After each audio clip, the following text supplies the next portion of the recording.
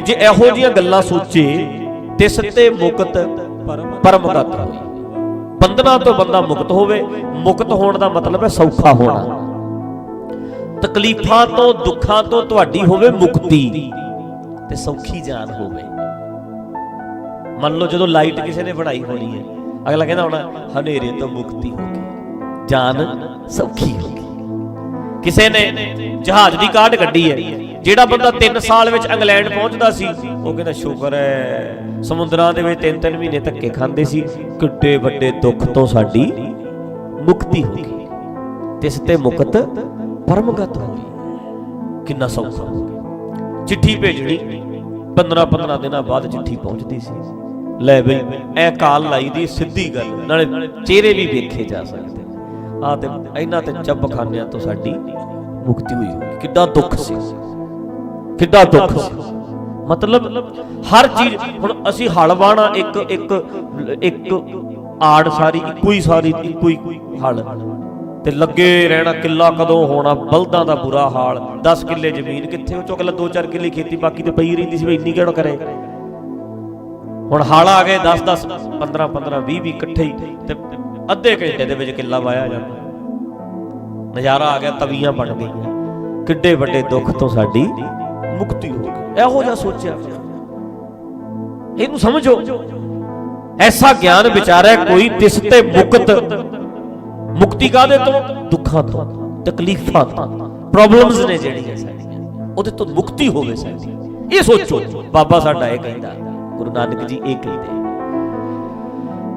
ਪਾਤਸ਼ਾਹ ਦਾ ਰਾਮਕਲੀ ਰਾਗ ਦਾ ਇਹ ਸ਼ਬਦ ਹੈ। ਗੁਰੂ ਨਾਨਕ ਜੀ ਕਹਿੰਦੇ ਪਿਆਰਿਓ ਏਦਾਂ ਸੋਚਿਆ ਕਰੋ ਵੀ ਆ ਕਿਵੇਂ ਹੋਇਆ ਸਾਰਾ ਕੁਝ, ਕਿਵੇਂ ਭਲਾ ਦੱਸੋ।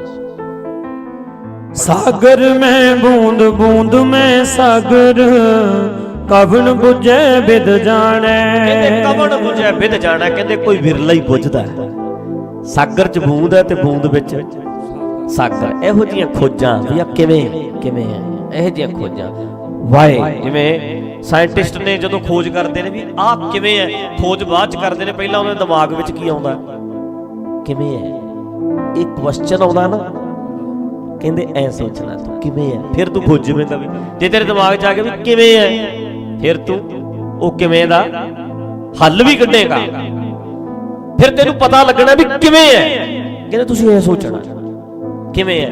ਜਦੋਂ ਸਾਇੰਟਿਸਟ ਐ ਸੋਚ ਲੈਂਦੇ ਨੇ ਵੀ ਇਹ ਇੰਨੀ ਦੂਰੋਂ ਕਿਵੇਂ ਇੱਥੇ ਤੱਕ ਪਹੁੰਚਦਾ ਚਾਨਣ, ਫਿਰ ਹੌਲੀ ਹੌਲੀ ਫਿਰ ਉਹ ਬਣਾ ਕੇ ਰਾਕਟ ਫਿਰ ਜਾ ਪਹੁੰਚਦੇ ਨੇ ਚੰਦਰਮਾ ਤੇ। ਕਹਿੰਦੇ ਹੁਣ ਕਿਵੇਂ ਦਾ ਹੱਲ, ਕੁਐਸਚਨ ਆ ਗਿਆ ਨਾ ਦਿਮਾਗ 'ਚ, ਕਿਵੇਂ ਵਾਏ। ਹੁਣ ਇਹਦਾ ਹੱਲ ਕੱਢ ਕੇ ਲਿਆਉਣਾ ਵੀ ਆ ਏਦਾਂ ਐ ਲੱਭ ਲੈਂਦੇ ਨੇ ਨਾ ਹੱਲ। ਅੱਛਾ ਹੁਣ ਇੱਥੇ ਕਹਿੰਦੇ ਆ ਐ ਸੋਚਿਆ ਕਿਵੇਂ ਹੈ।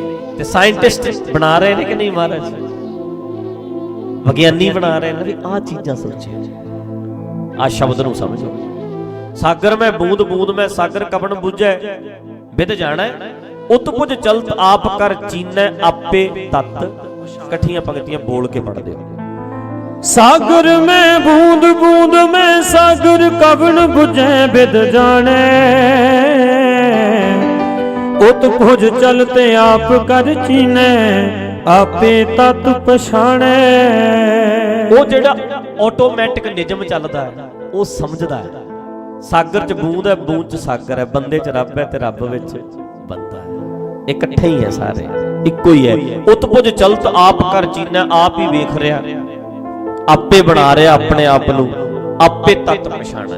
ਉਹ ਕੁਦਰਤ ਦਾ ਨਿਯਮ ਹੈ ਜਿਹੜਾ ਆਪਣੇ ਆਪ ਆਟੋਮੈਟਿਕ ਬਣ ਰਿਹਾ ਤੇ ਆਪੇ ਉਹਦਾ ਜਿਹੜਾ ਮੂਲ ਹੈ, ਤੱਤ ਹੈ ਜਿਹੜਾ, ਉਹਨੂੰ ਵੀ ਸਮਝਦਾ ਹੈ। ਉਤਪੁਜ, ਇਸ ਉਤਪੁਜੀ ਕਰਕੇ ਪੈਦਾ ਕਰਕੇ ਸਾਰੇ ਚਾਰੇ ਖਾਣੀਆਂ ਅੰਡਜ ਜੇਰਜ ਸੇਤਜ ਉਤਪੁਜ ਆਪਣੇ ਆਪ ਪੈਦਾ ਹੋ ਰਿਹਾ। ਅੱਛਾ ਅੱਗੇ ऐसा ज्ञान विचारे कोई, ਇਹਨਾਂ ਗੱਲਾਂ ਨੂੰ ਸਮਝੇ ਕੋਈ। ਅੱਗੇ तिस ते मुक्त परमगत होई। ਬੰਧਨਾਂ ਤੋਂ ਫਿਰ ਤੁਹਾਡਾ ਦੁੱਖਾਂ ਤੋਂ ਤੁਹਾਡਾ ਭਲਾ ਹੋਵੇਗਾ। ਇਹਨਾਂ ਨੂੰ ਸਮਝੋ ਵੀ ਉਤਪੁਜੀ ਕਿਵੇਂ ਹੁੰਦੀ ਹੈ। ਇਹ ਸਾਰੀ ਖੇਡ ਹੈ ਜਿਹੜੀ ਚੱਲਦੀ ਤੇ ਆਟੋਮੈਟਿਕ ਹੈ ਆਪੇ, ਪਰ ਤੁਹਾਨੂੰ ਜਿੰਨੀ ਲੋੜ ਹੈ ਓਨੀ ਕੁ ਜਾਣਕਾਰੀ ਲਓ। ਜਾਣਕਾਰੀ ਲੈ ਕੇ ਆਪਣੀ ਜਿੰਦ ਸੌਖੀ ਕਰ ਲਓ। ਚੱਲਦੀ ਤੇ ਇਹ ਆਪੇ ਹੈ, ਪਰ ਤੁਸੀਂ ਇਹਦੀ ਆਪੇ ਚੱਲਣ ਵਾਲੇ ਦੀ ਮਾੜੀ ਮੋਟੀ ਸਮਝ ਰੱਖਿਓ ਤੇ ਤੁਹਾਡੀ ਜਾਨ ਸੌਖੀ ਹੋ ਜਾਏਗੀ। ਮੰਨ ਲਓ ਟ੍ਰੇਨ ਚੱਲ ਤੇ ਆਪੇ ਹੀ ਰਹੀ ਹੈ, ਸਪੀਡ ਹੈ ਉਹਦੀ 20 ਦੀ, ਬਸ ਤੂੰ ਜੇ ਹਿਸਾਬ ਜਿਹਾ ਲਾ ਲਾ ਵੀ 20 ਦੀ ਸਪੀਡ ਹੈ ਤੇ ਮੈਂ ਛਾਲ ਮਾਰ ਕੇ ਚੜ ਸਕਦਾ, ਜੇ 50 ਦੀ ਹੈ ਤੇ ਇੱਥੇ ਮੈਂ ਨਹੀਂ ਚੜ ਸਕਦਾ, ਜੇ 10 ਦੀ ਸਪੀਡ ਹੈ ਤੇ ਬਹੁਤ ਸੌਖਾ ਮੈਂ ਛਾਲ ਮਾਰ ਕੇ ਵਿੱਚ ਸਵਾਰ ਹੋ ਜਾਣਾ।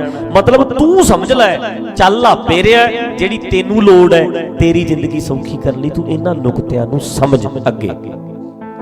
दिन में रैन रैन में दिन अरे उस नसीहत बिद सोई, ताकि गत में ते अबर न जान गुर बिन समझ ना होई। ਕਹਿੰਦੇ ਦਿਨ ਵਿੱਚ ਰਾਤ ਹੈ ਤੇ ਰਾਤ ਵਿੱਚ ਦਿਨ ਸਮਾ ਜਾਂਦਾ ਹੈ, ਗਰਮੀ ਵਿੱਚ ਸਰਦੀ ਤੇ ਸਰਦੀ ਵਿੱਚ ਗਰਮੀ, ਇਹ ਚੀਜ਼ਾਂ ਨੂੰ ਸਮਝ। ਹੁਣ ਨਾ ਤੇ ਕੋਈ ਸਾਇੰਸ ਸੀ ਉਦੋਂ, ਨਾ ਕੁਝ ਪਤਾ ਲੱਗਦਾ ਸੀ, ਪਰ ਐ ਪਤਾ ਲੱਗਦਾ ਸੀ ਵੀ ਸਰਦੀ ਆਈ ਹੋਈ ਹੈ ਫਿਰ ਗਰਮੀ ਆਈ ਹੋਈ ਹੈ, ਕਿਉਂਕਿ ਇਹ ਤੇ ਪਤਾ ਨਹੀਂ ਕਿਵੇਂ ਹੁੰਦਾ ਇਹ, ਕਿਉਂਕਿ ਉਦੋਂ ਕਿਹੜਾ ਕੋਈ ਪੂਰੀ ਧਰਤੀ ਦੀ ਐ ਕੋਈ ਜਾਣਕਾਰੀ ਸੀ, ਉਦੋਂ ਤੇ ਕੁਝ ਵੀ ਨਹੀਂ ਸੀ, ਕਿਵੇਂ ਚੱਲਦਾ ਇਹ ਸਾਰਾ ਕੁਝ। ਕਹਿੰਦੇ ਇਹ ਵੇਖਣ ਵਾਲੇ ਨੁਕਤੇ ਨੇ ਤੇ ਸਮਝਣ ਵਾਲੀਆਂ ਗੱਲਾਂ ਜਿਹੜੀਆਂ ਆ ਨੇ, ਵੀ ਦਿਨ ਵਿੱਚ ਰਾਤ ਤੇ ਰਾਤ ਵਿੱਚ ਦਿਨ, ਇਹ ਕਿਵੇਂ ਜੁੜੇ ਹੋਏ ਨੇ, ਇੱਕ ਦੂਜੇ 'ਚ ਸਮਾਏ ਹੋਏ ਨੇ ਨਾ। ਰਾਤ ਆਈ ਜਾਂਦੀ ਹੈ ਦਿਨ ਜਾਈ ਜਾਂਦਾ, ਦਿਨ ਆਈ ਜਾਂਦਾ ਰਾਤ ਇੱਕ ਦੂਜੇ 'ਚ ਮਿਲ ਜਾਂਦੇ ਨੇ। ਇਸੇ ਤਰ੍ਹਾਂ ਸਰਦੀ ਆਉਂਦੀ ਹੈ ਤੇ ਗਰਮੀ ਜਾਂਦੀ ਹੈ ਤੇ ਗਰਮੀ ਆਉਂਦੀ ਹੈ। ਉਸਨ ਸੀਤ ਬਿਦ ਸੋਈ, ਇਹ ਵੀ ਕਹਿੰਦੇ ਉਵੇਂ ਵਿਧੀ ਹੈ, ਉਸਨ ਤੇ ਸੀਤ, ਗਰਮੀ ਤੇ ਸਰਦੀ ਉਸੇ ਵਿਧੀ 'ਚ, ਜਿਵੇਂ ਉਹ 12 ਘੰਟੇ 'ਚ ਆਉਂਦੇ ਜਾਂਦੇ ਨੇ, ਇਹ 6 ਮਹੀਨਿਆਂ 'ਚ ਆਉਂਦੇ ਜਾਂਦੇ ਨੇ, ਪਰ ਐਂ ਨੇ ਇੱਕ ਦੂਜੇ 'ਚ ਸਮਾ ਜਾਂਦੇ ਅੱਗੇ। ਤਾਂ ਕਿ ਗਤਮਿਤ ਅਵਰ ਨਾ ਜਾਣਾ, ਹੋਰ ਨਹੀਂ ਕੋਈ ਸਮਝਦਾ, ਗੁਰਬਿਨ ਸਮਝ ਨਾ ਹੋਈ। ਕਹਿੰਦੇ ਗਿਆਨ ਨਾਲ ਇਹ ਚੀਜ਼ਾਂ ਸਮਝ ਆ ਜਾਂਦੀਆਂ, ਫਿਰ ਤੁਸੀਂ ਇਹਦਾ ਚਾਰਾ ਕਰ ਸਕਦੇ ਹੋ, ਹੱਲ ਕਰ ਸਕਦੇ ਹੋ, ਬਚ ਸਕਦੇ ਹੋ ਅੱਗੇ। पुरख में नार नार में पुरखा, बूझो ब्रह्म ज्ञानी। ਕਹਿੰਦੇ ਭਾਈ ਇਹ ਬੁੱਝੋ, ਇਹ ਸਮਝੋ ਵੀ ਪੁਰਖ ਵਿੱਚ ਨਾਰ ਕਿਵੇਂ ਆ ਤੇ ਨਾਰ ਵਿੱਚ ਪੁਰਖ ਕਿਵੇਂ ਆ। ਹੁਣ ਆਪਾਂ ਇਹ ਗੱਲ ਅੱਗੇ ਵੀ ਸਟੇਜ ਤੇ ਕਈ ਵਾਰੀ ਕੀਤੀ ਹੈ ਵੀ ਸਾਡੇ ਤੇ ਦਾ ਇਹ ਬਣਾਤਾ ਵੀ ਨਾਰੀ ਤੋਂ ਪੁਰਖ ਬਣਾਉਂਦਾ, ਪੁਰਖਨ ਤੋਂ ਨਾਰੀ ਬਣਾਉਂਦਾ। ਹੁਣ ਇਹਦਾ ਅਰਥ ਕੀ ਕਹਿੰਦੇ, ਆਹ ਸਮਝੋ ਵੀ ਨਾਰੀਆਂ 'ਚ ਪੁਰਖ ਪਏ ਐ ਤੇ ਪੁਰਖਾਂ 'ਚ ਨਾਰੀਆਂ ਪਈਆਂ। ਨਾਰੀ ਤੇ ਜੋ ਪੁਰਖ ਕਰਾਵੇ, ਪੁਰਖਨ ਤੇ ਜੋ ਨਾਰੀ। ਔਰਤ ਤੋਂ ਬੰਦਾ ਪੈਦਾ ਹੋ ਰਿਹਾ, ਪੁੱਤ ਪੈਦਾ ਹੋ ਰਿਹਾ, ਪੁਰਖਨ ਤੇ ਜੋ ਨਾਰੀ, ਪੁਰਖਾਂ ਤੋਂ ਨਾਰੀਆਂ ਪੈਦਾ ਹੋ ਰਹੀਆਂ ਨੇ, ਮਤਲਬ ਪਿਓ ਤੋਂ ਧੀ ਪੈਦਾ ਹੋ ਰਹੀ ਹੈ। ਇਹ ਕਹਿੰਦੇ ਪੁਰਖ ਮੈਂ ਨਾਰ ਹੈ ਤੇ ਨਾਰ ਪੁਰਖ ਮੈਂ ਨਾਰ, ਨਾਰ ਮੈਂ ਪੁਰਖਾ, ਬੁੱਝੋ ਬ੍ਰਹਮ ਗਿਆਨੀ। ਇਹ ਬੁੱਝੋ, ਇਹਨੂੰ ਸਮਝੋ, ਇਹਨੂੰ ਜਾਣੋ, ਇਹ ਬ੍ਰਹਮ ਨੂੰ ਜਾਣੋ, ਇਹ ਭਾਈ ਇਹਨੂੰ ਸਮਝਣਾ। ਹੁਣ ਜਦੋਂ ਉਹਨਾਂ ਵੇਲਿਆਂ ਦੇ ਵਿੱਚ ਤੇ ਕੁਝ ਵੀ ਨਹੀਂ ਸੀ। ਹੁਣ ਇੱਕ ਗੱਲ ਮੈਂ ਗੱਲ ਕਹਿ ਦਿਆਂ, ਕ੍ਰੋਮੋਸੋਮ ਸੈੱਲ ਦਾ ਨਾਂ ਰੱਖ ਲਿਆ, ਜੀਨਸ ਦਾ, ਕ੍ਰੋਮੋਸੋਮ ਬੰਦੇ ਦੇ ਜੀਨਸ ਦਾ। ਇੱਕ ਨੁਕਤਾ ਨੋਟ ਕਰ ਲਿਓ ਇੱਥੇ ਵਿੱਚ ਹੀ, ਔਰਤ ਦੇ ਵੱਲੋਂ ਜਦੋਂ ਬੱਚਾ ਪੈਦਾ ਹੁੰਦਾ ਹੈ ਉਹਦੇ ਵੱਲੋਂ ਇੱਕ ਸੈੱਲ ਰਿਲੀਜ਼ ਹੁੰਦੇ ਨੇ, ਉਹਦਾ ਨਾਂ ਐਕਸ ਸੈੱਲ, ਉਹਦਾ ਨਾਂ ਰੱਖ ਲਿਆ, ਐਕਸ ਕ੍ਰੋਮੋਸੋਮ, ਉਹ ਸੈੱਲ ਦਾ ਨਾਂ ਰੱਖ ਲਿਆ ਐਕਸ। ਸਾਇੰਸ ਨੇ ਨਾਂ ਦੇ ਦਿੱਤਾ ਐਕਸ, ਇੱਕ ਸੈੱਲ ਐਕਸ ਹੀ ਰਿਲੀਜ਼ ਹੋਣੇ ਨੇ, ਉਹਦਾ ਨਾਂ ਐਕਸ। ਠੀਕ ਹੈ। ਬੰਦੇ ਵੱਲੋਂ 2 ਸੈੱਲ ਰਿਲੀਜ਼ ਹੁੰਦੇ ਨੇ, 2 ਤਰ੍ਹਾਂ ਦੇ, ਇੱਕ ਐਕਸ ਕ੍ਰੋਮੋਸੋਮ ਉਹਦਾ ਨਾਂ ਹੈ, ਇੱਕ ਦਾ ਵਾਈ। 2 ਤਰ੍ਹਾਂ ਦੇ, ਇੱਕ ਐਕਸ ਇੱਕ ਵਾਈ। ਠੀਕ ਹੈ। ਹੁਣ ਔਰਤ ਵਾਲਾ ਐਕਸ, ਉਹ ਤੇ ਐਕਸ ਹੀ ਆਉਣਾ ਹੈ, ਔਰਤ ਵਾਲਾ ਮਤਲਬ ਉਹਦੇ ਉੱਤੇ ਆਉਣਾ ਹੀ ਐਕਸ ਹੈ, ਐਕਸ ਸੈੱਲ ਆਏਗਾ। ਇੱਧਰ 2 ਨੇ, ਇੱਕ ਐਕਸ ਇੱਕ ਵਾਈ, ਇੱਧਰਲਾ ਐਕਸ ਆਏਗਾ, ਦੋਨੇ ਐਕਸ ਰਲਣਗੇ ਤੇ ਕੀ ਬਣੇਗਾ, ਬੇਟੀ।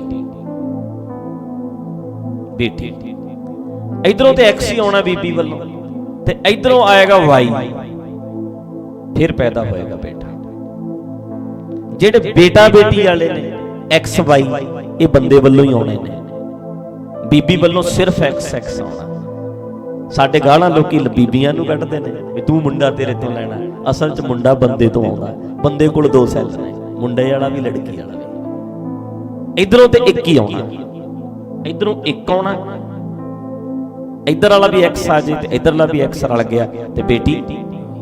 ਇਧਰਲਾ ਐਕਸ ਹੀ ਆਇਆ ਬੀਬੀ ਵੱਲੋਂ ਤੇ ਇਧਰਲਾ ਜੇ ਵਾਈ ਕ੍ਰੋਮੋਸੋਮ ਨਾਮ ਦਾ ਸੈੱਲ ਆਇਆ, ਫੇਰ ਬਣ ਗਿਆ ਬੇਟਾ। ਠੀਕ ਹੈ। ਹੁਣ ਇਹ ਇੱਕ ਖੇਡ ਹੈ ਜਿਹੜੀ ਚੱਲ ਰਹੀ ਹੈ, ਇਹਨੂੰ ਡਾਕਟਰਾਂ ਨੇ ਸਮਝ ਲਿਆ। ਮੈਂ ਹੈਰਾਨ ਹੋਇਆ, ਮੈਂ ਉਧਰ ਡੰਗਰਾਂ ਵਾਲੇ ਗਿਆ, ਉਧਰ ਗੇੜਾ ਮਾਰਨਾ। ਮੈਂ ਕਿਹਾ ਇਹਦੇ ਕਹਿੰਦੇ ਬੱਚੀ ਹੈ ਬੜੀ, ਮੈਂ ਕਿਹਾ ਨਸਲ ਦੀ ਹੈ। ਅਗਲੀ ਵਾਰੀ ਕਹਿੰਦੇ ਇੱਕ ਬੱਚੀ, ਅਗਲੇ ਵਾਰ ਇੱਕ ਬੱਚੀ, ਅਗਲੇ ਵਾਰ 3-4 ਸੂਏ ਬੱਚੀ ਹੋਈ ਬੱਚੀ। ਮੈਂ ਹੈਰਾਨ ਹੋ ਗਿਆ ਸੁਣ ਕੇ। ਮੈਂ ਕਿਹਾ ਐ ਕਿਵੇਂ ਬਈ ਬੱਚੀ? ਤੁਹਾਨੂੰ ਕੀ ਪਤਾ ਵੀ ਐਤਕੀ ਵੀ ਬੱਚੀ, ਅਗਲੀ ਵਾਰੀ ਬੱਚੀ, ਅਗਲੀ ਵਾਰੀ ਬੱਚੀ। ਕਹਿੰਦੇ 3000 ਵਾਲੀ ਬੱਚੀ ਵਾਲਾ ਟੀਕਾ ਹੈ, 1000 ਵਾਲਾ ਕਹਿੰਦੇ ਮਿਕਸ ਜਿਹਾ, ਇਹ ਹੋ ਸਕਦਾ ਬੱਚੀ ਹੋ ਜੇ, ਹੋ ਸਕਦਾ ਬੱਚਾ ਹੋ ਜੇ। ਜਦੋਂ ਟੀਕਾ ਹੀ 3000 ਵਾਲਾ ਲੱਗਣਾ ਹੈ ਤੇ ਨਸਲ ਵੀ ਆ ਹੈ ਤੇ ਹੋਏਗੀ ਵੀ ਬੱਚੀ। ਮੈਂ ਹੈਰਾਨ ਹੋ ਗਿਆ। ਮਤਲਬ ਇਹ ਸਮਝ ਆ ਗਈ ਵੀ ਆਹ ਸੈੱਲ ਬੱਚੀ ਵਾਲੇ ਤੇ ਆਹ ਸੈੱਲ ਬੱਚੇ ਵਾਲੇ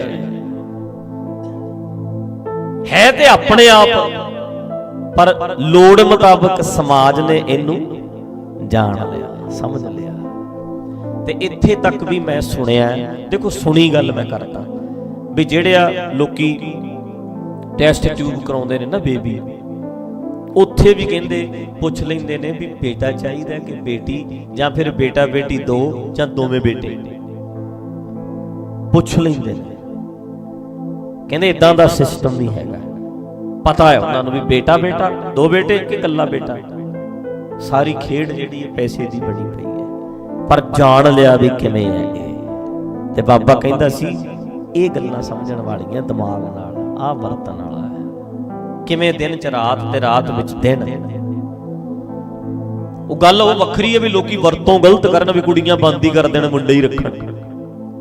ਉਧਰ ਤੇ ਬੱਚੀ ਚਾਹੀਦੀ ਹੈ ਨਾ ਕੁੱਲ ਵਧਾਉਣ ਲਈ, ਤੇ ਘਰਾਂ 'ਚ ਲੋਕਾਂ ਨੂੰ ਮੁੰਡਾ ਚਾਹੀਦਾ, ਇੱਥੇ ਬੇਟੀ ਨਹੀਂ ਚਾਹੀਦੀ। ਹਾਲਾਂਕਿ ਵਧਣਾ ਬੇਟੀ ਨਾਲ ਹੈ